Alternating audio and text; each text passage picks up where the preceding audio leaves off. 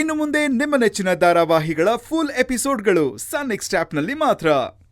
ಬೇಗ ಬನ್ರಿ.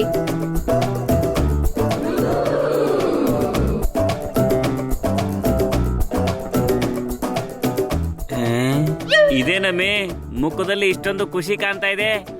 ಗೊತ್ತಾಯ್ತು, ನಾನ್ ತಾಳಿ ಕಟ್ಟುವಾಗ ಇದೇ ಖುಷಿ ಅವಾಗಿತ್ತು. ಸಾಕ್ ಸುಮ್ನೆ ಇರ್ರಿ. ನೀವು ತಾಳಿ ಕಟ್ಬೇಕಾದ್ರೆ ನಾನ್ ಈ ಮುಖಾನೇ ನೋಡ್ತಿರ್ಲಿಲ್ಲ. ನನ್ ಮುಖ ನೋಡ್ತಿರ್ಲಿಲ್ವಾ? ಹಾ. ಹಾಗಾದ್ರೆ ನಿಮ್ಮ ಅಪ್ಪನ ಮುಖ ನೋಡ್ತಿದ್ಯಲ್ಲ. ಕರೆಕ್ಟ್ ಆಗಿ ಹೇಳಿದ್ರಿ. ಕೋಪದಲ್ಲಿ ಅವ್ರ ಮುಖಾನೇ ನೋಡ್ತಿದ್ದೆ. ಬೇಡ ಬೇಡ ಅಂದ್ರು ಒಳ್ಳೆ ಹುಡುಗ ಸಿಕ್ಕಿದ್ದಾನೆ, ನಿನ್ನ ಹೂವಿನ ತರ ನೋಡ್ಕೋತಾನೆ ಅಂತ ಗಂಟ್ ಹಾಕಿಸ್ಬಿಟ್ರು. ಹೂವಿನ ತರ ನೋಡ್ಕೊಳ್ಳೋದಿರ್ಲಿ, ಒಂದ್ ಮಳ ಹೂನು ತಂದ್ಕೊಡಲ್ಲ ನೀವು. ಅಮ್ಮೇ, ನೀನ್ ಮದುವೆ ಆದಾಗ ಹೂ ತರನೇ ಇದ್ದೆ.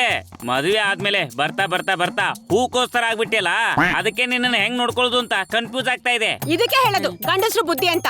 ನೋಡ್ರಿ, ಹೂವು ಗಿಡದಲ್ಲಿದ್ದಾಗ ಅದಕ್ಕೆ ನೀರ್ ಹಾಕಿ ನೋಡ್ಕೊಳ್ಳೋದಲ್ಲ, ಅದನ್ನ ಕಿತ್ತು ಮುಡ್ಕೊಂಡ್ಮೇಲೆ ಬಾಡ್ದೇ ಇರೋ ಹಾಗೆ ನೋಡ್ಕೋಬೇಕು. ಅಮ್ಮೆ, ಒಂದ್ ಕೆಲ್ಸ ಮಾಡು, ಯಾವ್ದಾದ್ರು ಪಾಟಲ್ ಕೂತ್ಕೋ, ನೀರ್ ಹಾಕ್ಬಿಟ್ಟು ಬೆಳೆಸ್ತೀನಿ. ನೀವ್ ನನ್ನ ಬೆಳೆಸ್ತಾ ಇರಿ, ನಾನ್ ನಿಮ್ ತಲೆ ಬೋಳಿಸ್ತಾ ಇರ್ತೀನಿ. ಅಲ್ಲಮ್ಮೆ, ಮದುವೆ ಆಗಿ ಇಷ್ಟು ವರ್ಷ ಆದ್ಮೇಲೆ ಯಾಕೆ ಈ ಕ್ಲಾಸ್ ತಗೋತಿದ್ದೆ ಅಂತ ಗೊತ್ತಾಗ್ತಿಲ್ಲ.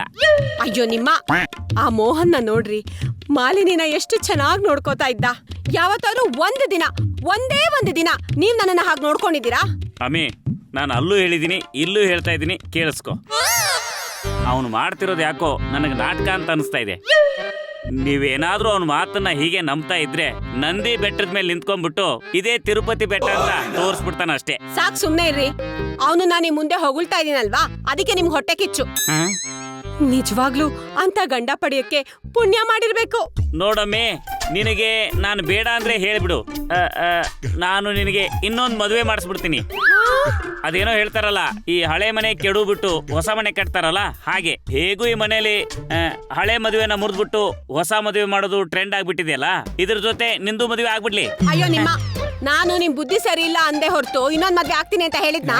ನೀವ್ ಸ್ವಲ್ಪ ಬದ್ಲಾದ್ರೆ ಈ ಅನ್ಪೂರ್ಣಂಗೆ ತಕ್ಕ ಗಂಡನಾಗಿರ್ತೀರಾ.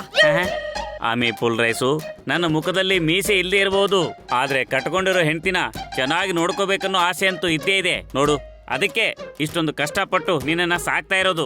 ಅವನು ಯಾವನೋ ಬಂದು ಮಾಲಿನಿ ಮೇಡಮ್ ಅವ್ರಿಗೆ ಪ್ರೀತಿ ತೋರ್ಸ್ದ ಅಂತ ನನಗ್ ಪ್ರೀತಿನೇ ಮಾಡಕ್ ಬರಲ್ಲ ಅಂತ ಹೇಳೋದು ತಪ್ಪಾಗತ್ತೆ ನೋಡು. ಅವನು ಎಷ್ಟೇ ಪ್ರೀತಿ ಮಾಡಿದ್ರು ಅದು ವ್ಯರ್ಥ, ಯಾಕಂದ್ರೆ ಮಾಲಿನಿ ಮೇಡಮ್ ಅವ್ರಿಗೆ ಅದು ಇಷ್ಟ ಇಲ್ಲ.